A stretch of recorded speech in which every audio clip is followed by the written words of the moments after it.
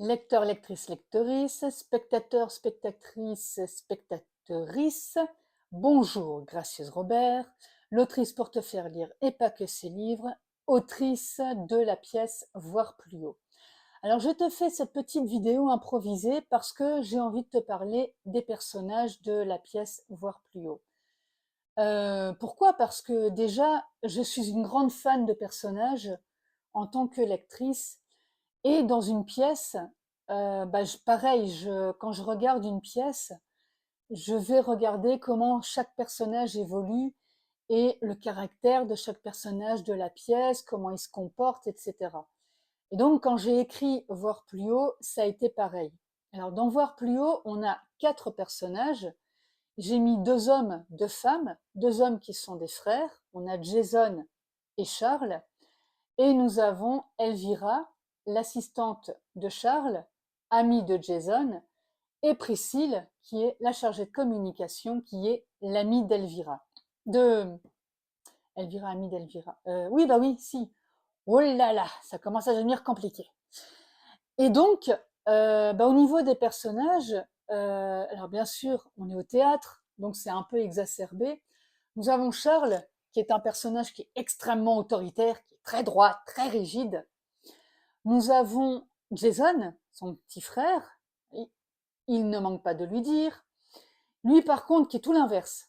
Ça arrive souvent hein, dans les fratries, c'est qu'on a un enfant qui a un certain caractère et on en a un autre souvent qui est l'inverse. Bah là, c'est complètement ça.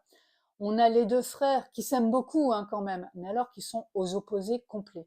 Jason, lui, c'est un personnage beaucoup plus fantasque, qui est beaucoup plus casse-cou et qui va oser plein de choses que Charles ne va pas oser. Charles, c'est un chef d'entreprise, mais il aime bien rester dans les cadres et dans les cases qui sont bien fixées. Jason, lui, les cases, il les casse. Il les explose et s'il a décidé de faire quelque chose, il le fait. Et alors, nous avons les femmes que j'aime beaucoup aussi, en qui j'ai mis beaucoup de, comment dire, j'ai mis beaucoup d'affect personnellement. Donc Elvira, qui est une femme assez effacée, qui écoute beaucoup maman, donc qui est assez proche au niveau du caractère, on va dire, de Charles. Si elle est son assistante, c'est pas pour rien non plus. Et nous avons Priscille, qui est donc sa très bonne amie, et qui, elle, est plutôt du côté de Jason, qui est aussi...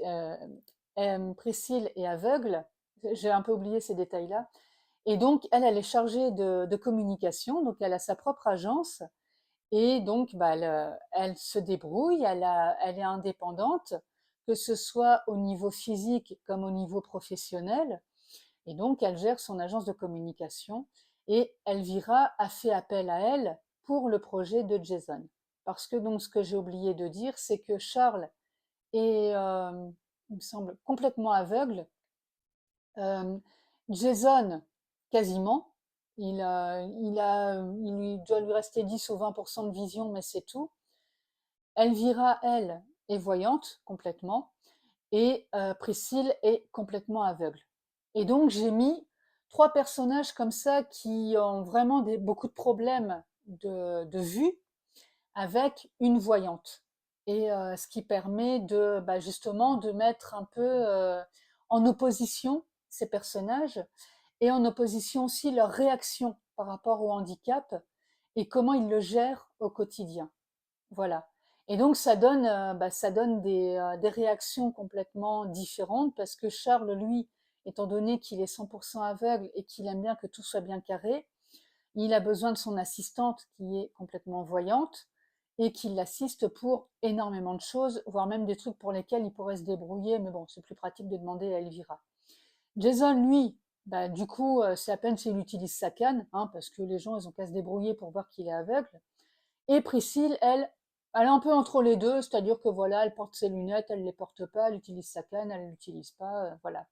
Donc nous avons quand même 4 caractères qui sont très très différents et assez intéressants.